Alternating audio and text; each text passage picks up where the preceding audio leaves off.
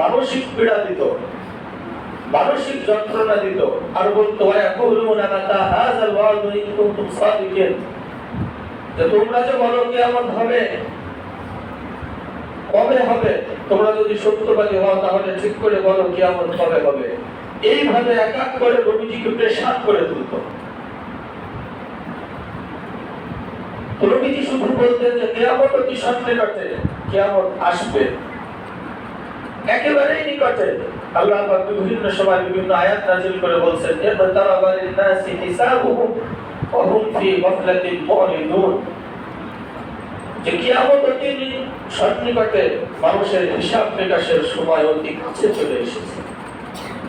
এরপরে সূরাতুল কমরের মধ্যে বলছেন ইকতারাবাতিস সাআতু ওয়া ইনশাক্কাল কমর, যে চাঁদ যখন দ্বিখণ্ডিত হয়ে গেছে তখন ভেবে নাও কিয়ামত অতি নিকটে।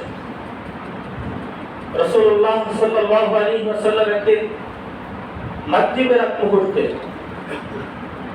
কাবা ঘরের চত্বরে ছিলেন, তখন আবু জাহাল,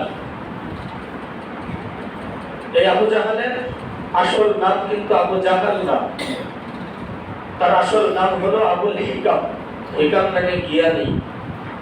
তো আবুল হিকাম জ্ঞানীর পিতা, অনেক বুদ্ধিমান ছিল, জ্ঞানী ছিল, কিন্তু ইসলামের পথে না আসার কারণে, দিন না শিখার কারণে পরবর্তীতে তার উপাধি হয়ে গেছে আবু জাহাল, মূর্খের পিতা। অনেক লোক নিয়ে আসছে মাগরিবের এক মুহূর্তে কাবা ঘরের চত্বরে মুহাম্মদ সাল্লাল্লাহু আলাইহি ওয়াসাল্লামের কাছে। আসার পরে আবু জাহাল বলতেছে, হে মুহাম্মদ, আকাশ যখন পরিষ্কার থাকে, দেখবেন আজকে লক্ষ্য করবেন মাগরিবের এক মুহূর্তে চাঁদ একেবারে পরিষ্কার দেখা যায়। তো চাঁদের দিকে ইশারা করে বলছে, তুমি যদি ওই চাঁদকে দুখণ্ডিত করতে পারো, দ্বিখণ্ডিত করতে পারো, দুই ভাগ করতে পারো, এই যে আমরা যতগুলো মানুষ এসেছি সবাই তোমার উপরে ঈমান আনবে। রাসূলুল্লাহ সাল্লাল্লাহু আলাইহি ওয়াসাল্লাম সাথে সাথে সিজদায় পড়ে গেলেন, আল্লাহর কাছে দোয়া করতে লাগলেন, আয় আল্লাহ, যদি আমার এই কারামতের কারণে এতগুলো মানুষ ইসলাম গ্রহণ করে, এটা অনেক ভালো, আপনি আমাকে ক্ষমতা দিয়ে দেন। আল্লাহ পাক সাথে সাথে জিবরিল আমিনকে পাঠিয়ে দিলেন, পাঠিয়ে বলে দিলেন যে চাঁদ দ্বিখণ্ডিত কেন, আপনি যদি শত শত খণ্ড করেন আবু জাহাল ঈমান আনবে না।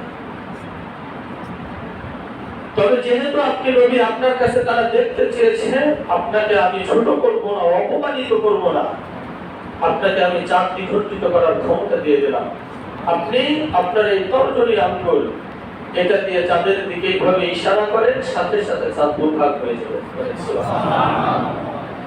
তো মাগরিবের এক মুহূর্তে রাসূলুল্লাহ সাল্লাল্লাহু আলাইহি ওয়াসাল্লাম আল্লাহর কাছে দোয়া করে আল্লাহ পাকের পক্ষ থেকে ওহী প্রাপ্ত হওয়ার পরে চাঁদের দিকে এইভাবে দুভাগ দিয়ে ইশারা করছেন, সাথে সাথে চাঁদ দ্বিখণ্ডিত হয়ে গেছে।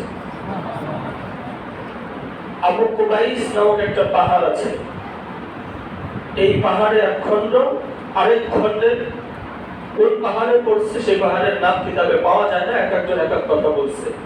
এই দুই পাহাড়ে দুই খণ্ড চাঁদ যায় পড়ছে, পরবর্তীতে আবার যায় মিলে গেছে। তো যখন চাঁদ দ্বিখণ্ডিত হয়ে গেছে, তখন নবীজি আবু জাহাল সহ তার দোসরদেরকে বললেন যে তোমরা মাত্র ওয়াদা করলে চাঁদ যদি দ্বিখণ্ডিত হয় তাহলে তোমরা ঈমান আনলে, এই যে আমি আল্লাহ পাকের হুকুমে চাঁদ দ্বিখণ্ডিত করে দেখাই, আর এখন ঈমান আনো না কেন? এবার কি উত্তর দেয় দেখেন। আবু জাহাল বলে যে এতদিন তো আমরা জানতাম, বিশ্বাস করতাম তুমি জাদুকর, তবে তোমার জাদু শুধু পৃথিবীতে চলতো, জমিনে চলতো। এখন তো দেখতেছি তুমি এমন জাদুকর হয়ে গেছো, তোমার জাদু পৃথিবী ছাড়িয়ে আকাশেও চলে গেছে।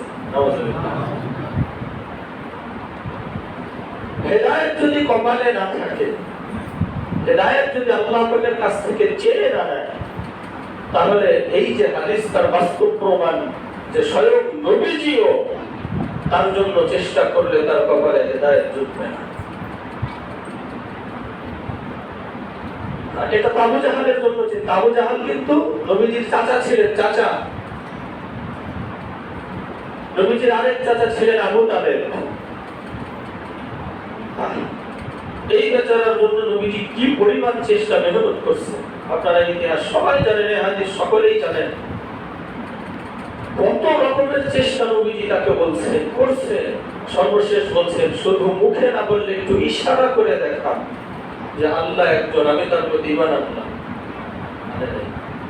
আল্লাহ পাক কোরআনের আয়াত অবতীর্ণ করে দিয়েছেন, ইন্নাকা লা তাহদি মান আহবাবতা, যে হে নবী আপনি যাকে ভালোবাসেন ইচ্ছা করলেই আপনি তাকে হেদায়েত দিতে পারবেন না, ওয়ালাকিন্নাল্লাহ ইয়াহদি মান ইয়াশা, বরং আল্লাহ পাক যাকে ইচ্ছা তিনি তাকে হেদায়েত দিবেন, তিনি তাকে সঠিক পথের দিশা দিয়ে দিবেন।